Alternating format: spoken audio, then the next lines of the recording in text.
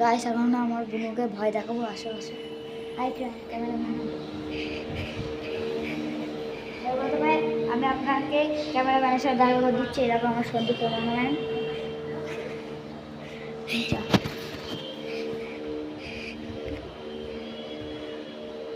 তো বন্ধুরা আরাধ্যা ওইখানে আছে। বন্ধুরা চুপ।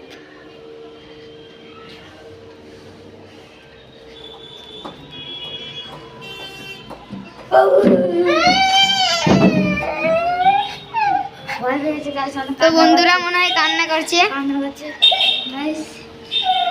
কি হলো?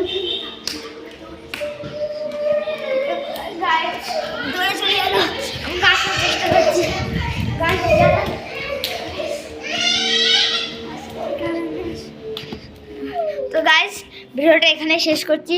আমার বোনের অবস্থা খারাপ গাইস। এটা সন্দীপ, এটা আমি, টাটা।